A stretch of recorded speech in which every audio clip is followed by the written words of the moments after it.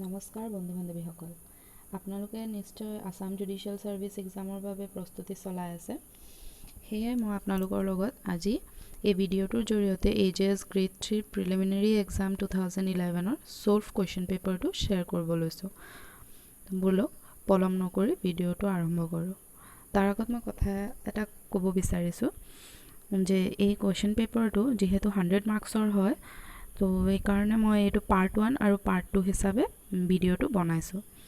বলক আমি ভিডিঅ'টো ষ্টাৰ্ট কৰোঁ। আমি প্ৰথমতে ফাৰ্ষ্ট কুৱেশ্যনটোলৈ যাওঁ। আমাৰ ফাৰ্ষ্ট কুৱেশ্যনটো হ'ব fill in the blank with the correct words phrases from the options given below to make the sentence meaningfully complete. তো আমাৰ ফাৰ্ষ্ট কুৱেশ্যনটো হ'ল I would rather have wine dash beer. ইয়াত আমাক চাৰিটা অপশ্যন দিয়া থাকিব। আমাৰ ফাৰ্ষ্ট অপশ্যনটো হ'ল ইনষ্টেড দেন, ছেকেণ্ডটো হ'ল ইনষ্টেড ফ্ৰম, থাৰ্ডটো হ'ল ইনষ্টেড টু আৰু ফ'ৰ্থটো হ'ল ইনষ্টেড অফ। আমাৰ কাৰেক্ট আনচাৰ হ'ব instead of. I would rather have wine instead of beer. তাৰপিছত আমাৰ নেক্সট কুৱেশ্যনটো হ'ব if you don't go I won't go dash. আমাৰ অপশ্যনবোৰ হ'ল A also, B too, C either আৰু D2 হ'ল all of the above. তো আমাৰ কাৰেক্ট আনচাৰটো হ'ব either. If you don't go I won't go either. Question number 3 হ'ল you can trust John to have everything dash. আমাৰ first অপশ্যনটো হ'ল over control, ছেকেণ্ড অপশ্যনটো through control, third option for control আৰু ফ'ৰ্থ অপশ্যন under control. তো আমাৰ correct আনচাৰটো হ'ল you can trust John to have everything under control. তাৰপিছত আমি যাওঁ নেক্সট কুৱেশ্যনটোলৈ। Question number 2 choose the correct idiom to replace the underlined words. First কুৱেশ্যনটো হ'ল repairing television sets and radios is his livelihood. First অপশ্যনটো হ'ল ups and downs, second অপশ্যনটো apple for his eye, third option bee in the bonnet আৰু fourth option হ'ল bread and butter. আমাৰ correct আনচাৰটো হ'ব bread and butter. তাৰপিছত আমাৰ নেক্সট কুৱেশ্যনটো হ'ল her problem is not that serious, she is just exaggerating.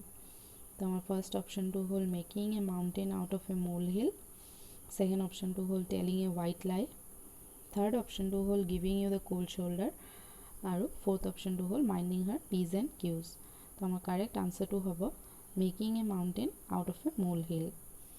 তাৰপিছত থাৰ্ড কুৱেশ্যনটো হ'ল question number 3 choose the correct answer and fill in the blank. তো ফাৰ্ষ্ট কুৱেশ্যনটো হ'ল a dash of wild horses was grazing in the field. তো আমি first অপশ্যনটো হ'ল stack, second অপশ্যনটো হ'ল coir, থাৰ্ড অপশ্যনটো হ'ল flock আৰু ফ'ৰ্থ অপশ্যনটো হ'ল stud. কিন্তু আমি যিহেতু ইয়াত গ্ৰেজিং হৰ্চ গ্ৰেজিঙৰ কথা ক'লে আমি কালেক্টিভ নাউনটো ষ্টাৰ্ট হিচাপেও আমি ইউজ কৰোঁ, কিন্তু আমি ষ্টেকো ইউজ কৰিব পাৰোঁ। তো ইয়াত কাৰেক্ট আনচাৰটো হ'ব a stack of wild horses was grazing in the field. Then আমাৰ নেক্সট কুৱেশ্যনটো হ'ল the earth is a part of a dash of stars. Options হ'ল a flight, B bell, C galaxy আৰু ডি হ'ল host. আমাৰ correct আনচাৰটো হ'ব the earth is a part of a galaxy of stars. আমি then যাওঁ next কুৱেশ্যনলৈ। Question number 4 choose from among the alternatives given the nearest in meaning to the word phrase given. আমাৰ first কুৱেশ্যনটো হ'ল হাডল। হাডলৰ nearest যোনটো meaning হয় আমি সেইটো লিখিব লাগিব। তাৰ অপশ্যনবোৰ হ'ল ডিছক্ল'জ, ইৰেক্ট, তাৰপিছত ক্ল'জেট আৰু স্কেটাৰ। তো আমাৰ কাৰেক্ট আনচাৰটো হ'ব স্কেটাৰ। নম্বৰ 2 কুৱেশ্যন হ'ল ইয়াত ফিয়াস্কো। ফিয়াস্কোৰ নিয়েৰেষ্ট মিনিঙৰ অপশ্যনছবোৰ success, then flawless, then cacophony and then order. তো আমাৰ কাৰেক্ট আনচাৰ হ'ব ফ্ললেছ। নেক্সট কুৱেশ্যনলৈ আগবাঢ়োঁ। Question number 5 find out the error among the following sentences. ইয়াত আমাক এটা চেণ্টেঞ্চকে 4টা ভাগ কৰি দিয়া আছে, য'ত আমি ক'ব লাগে যে কোনটো পাৰ্টত এৰাৰ আছে আৰু লাষ্ট অপশ্যন ডিটো দিয়া আছে নো এৰাৰ যদি কমপ্লিট চেণ্টেন্সটোত একো এৰাৰ নাথাকে তেতিয়াহ'লে আমি নো এৰাৰ বুলি দিব লাগিব আনচাৰটো তো আমাৰ ফাৰ্ষ্ট অপশ্যন হ'ল জাজিং by what it tells me second অপশ্যনটো হ'ল I don't think he has made a good impression number চিটো হ'ল to the manager of the company where he works আৰু ডিটো হ'ল নো এৰাৰ আমাৰ কাৰেক্ট আনচাৰটো হ'ব to the manager of the company where he works কিয়নো ইয়াত আমাৰ হ'ব লাগিব on the manager of the company where he works জাজিং by what it tells me I don't think he has made a good impression on the manager of the company where he works আমি next কুৱেশ্যনলৈ আগবাঢ়োঁ question number 6 select the most suitable word to complete the sentence meaningfully তো first কুৱেশ্যনটো হ'ল my very thoughts were like the dash rustle of dead leaves তো অপশ্যনছবোৰ হ'ল আমাৰ lively then funny then welcome আৰু লাষ্টটো হ'ল ghostly আমাৰ কাৰেক্ট আনচাৰটো হ'ব ghostly then question number 2 to হ'ল ইয়াত the bloodbath that dashed the assassination is now a part of history the A option A follow option B led option C ensured option D anticipated তো আমাৰ correct আনচাৰটো হ'ব ensured the bloodbath that ensured the assassination is now a part of history আমি next question to হ'ল question number 7 which one of the following is not a feature of the Government of India Act 1935 Government of India Act of feature কোনটো নহয় ইয়াত চাৰিটা option আছে A diarchy at the center as well as in the provinces তাৰপিছত B a bicameral legislature number C provincial autonomy and number D all India federation তো আমাৰ correct আনচাৰটো কি হ'ব এটো number A option to hobo diarchy at the center as well as in the provinces question number 8 to hold entomology is the science that studies entomology is the science for a branch hoy to study kore ki study kore behavior of the human beings insects the origin and history of technical and scientific terms the formation of rocks to our correct answer hobo insects entomology is the science that studies insect তাৰপিছত question number 9 exposure to sunlight helps a person improve his health because option A the infrared light kills the bacteria in the body option B resistance power increases option C the pigment cells in the skin get stimulated and produce a healthy tan and option D the ultraviolet rays convert skin oil into vitamin D আমি যেহেতু জানো the সানলাইটৰ পৰা আমি vitamin D পাওঁ তো ইয়াৰ correct আনচাৰটো হ'ব the ultraviolet raise convert skin oil into vitamin D আমাৰ নেক্সট কুৱেশ্যনটো হ'ল question number 10 guarantee to an exporter that the importer of his goods will pay immediately for the goods ordered by him is known as option A letter of credit option B laissez-faire option C inflation and option D none of the above our correct answer to yat hobo option A letter of credit that's question number 11 dumping is option A selling of goods abroad at a price well below the production cost at the home market price option B the process by which the supply of a manufacturer's product remains low in the domestic market which fetches him better price option C prohibited by regulations of GATT and option D all of the above our correct answer to hobo option A selling of goods abroad at a price well below the production cost at the home market price question number 12 where did Jasmine revolution originate option A Egypt option B China option C Tunisia option D Libya our correct answer to hobo option C Tunisia then our next question ke liye agbahu question number 13 India's first ocean waves energy project was launched in kuntu yearot hoisile option A 1981 option B 1991 option C 1995 option D 2000 our correct answer to hobo option B 1991 question number 14 In 1945, 50 nations met to phrase the basic charter for a world organization which would save succeeding generation from the scourge of war. This conference took place in কোনটো জায়গাত hold হৈছিলে ডাম্বাৰটন ox London সান Francisco আৰু য়াল্টা অপশ্যনবোৰৰ পৰা correct answer হ'ল সান Francisco তাৰপিছত আমাৰ next কুৱেশ্যনটো হ'ল Question number 15. The Indian Constitution has borrowed the ideas of preamble from the Italian Constitution. Option A. Option B. Canadian Constitution. Option C. French Constitution. और Option D. Constitution of USA. तो हमारा correct answer to होगा हमें preamble और idea to Constitution of USA per borrow करिसो. Next question number 16. In which case it was held by the Supreme Court that preamble is the basic feature of the Constitution. It took case to hobo. Option A in reference Golaknath case. Option B Maneka Gandhi. Option C Swaran Singh. And option D Keshavananda Bharati. So it is a landmark case. Option D answer Keshavananda Bharati's case. Preamble is the basic feature of the Constitution. It was held by the Supreme Court of India. Question number 17. Sovereignty under the Constitution belongs to the President, the Parliament, the people, and the Executive, Judiciary, and Legislature. Side option of correct answer to hobo. Sovereignty under the Constitution belongs to the people. Also question number 18. The words socialist, secular, and unity and integrity of the nation were made to our Constitution by Option A 42nd Amendment of the Constitution, Option B 44th Amendment of the Constitution, Option C 46th Amendment of the Constitution, और Option D none of the above. तो हमारा correct answer to की होगा Option A 42nd Amendment of the Constitution. Then question number 19. The concept of directive principles of the state policy is borrowed from.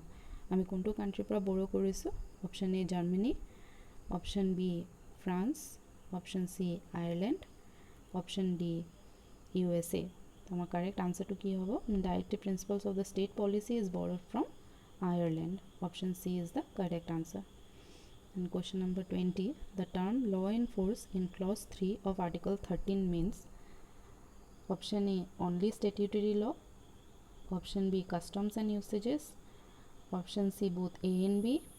Option D newly formed public order only. Our correct answer to hobo both A and B. Only statutory law and customs and usages. Both A and B. Then question number 21. Right to work in India is a fundamental right. B directive principle. C is not a fundamental right but it can be claimed after employment. Our option D hobo constitutional duty. So our correct answer to hobo directive principles of state policy. Then question number 22. Right to education is a fundamental right emanating from right to option A freedom of speech and expression under article 19A, option B culture and education under article 29 and 30, option C life and personal liberty under article 21, option D equality before law and equal protection of law under article 14. तो हमारा correct answer two की होबो correct answer two होबो life and personal liberty under article 21 एटो right to education to article 21 A insert करा হৈছিল তাৰপিছত question number 23 which one of the under mentioned right is guaranteed to citizen as freedom of religion under article 19 option A right to vote option B right to citizenship option C right to contest election और option D right to assemble peacefully without arms. तो हमारा correct answer to होगा right to assemble peacefully without arms. তাৰপিছত question number 24 provision of section 10 of CPC are directory B mandatory C non mandatory और D discretionary.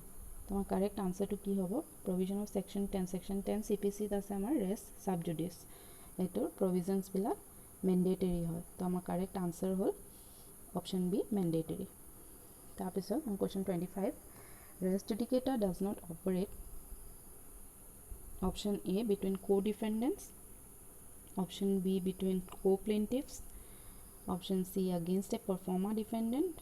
And option D, none of the above. The res judicata does not operate against a pro forma defendant. Question number 26. Validity of a foreign judgment can be challenged under section 13 of CPC. Option A, in a civil court only. Option B, in a criminal court only. Option C, in both civil and criminal court. And option D, neither in civil nor in criminal court.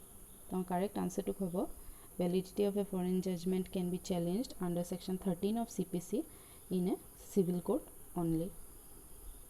Question number 27. A plaint can be rejected. Rejection of a plaint or konto order ot ase ami sao.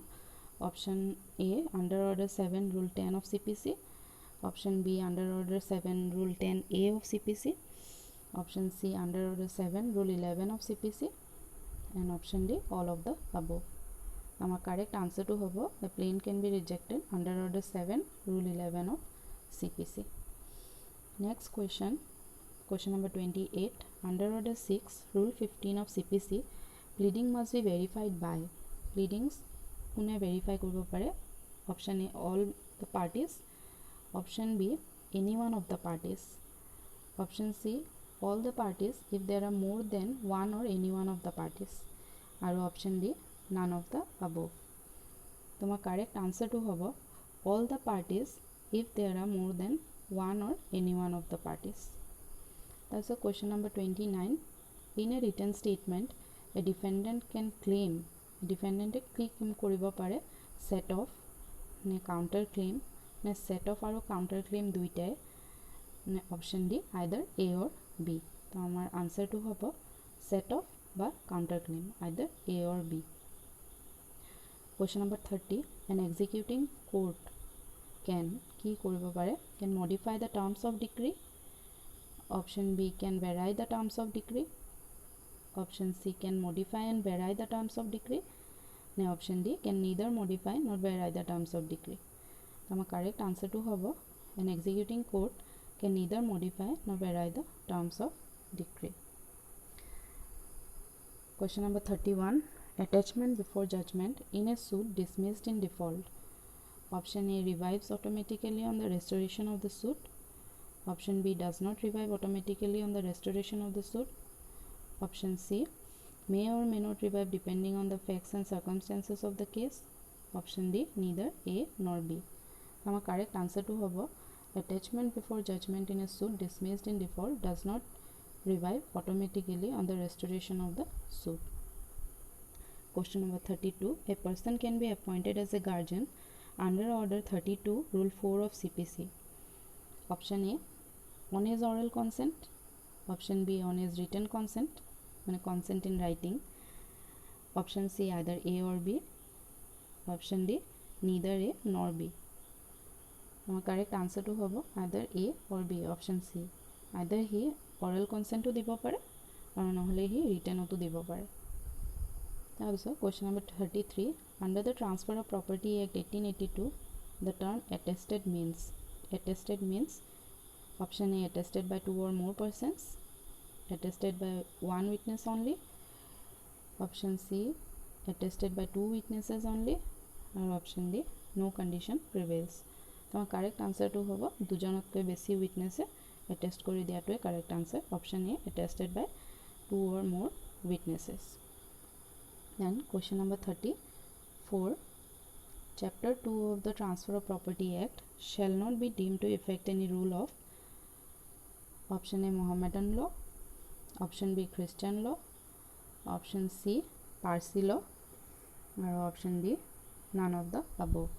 So our correct answer to hobo option A, Mohammedan law. Question number 35. Under the provision of the Transfer of Property Act 1882, an easement cannot be transferred apart from the dominant heritage. Is it true or false? Option A, statement is true. Option B, statement is false. Option C is partly true. And option D, none of the above. So our correct answer to hobo option A, the statement is true. Question number 36.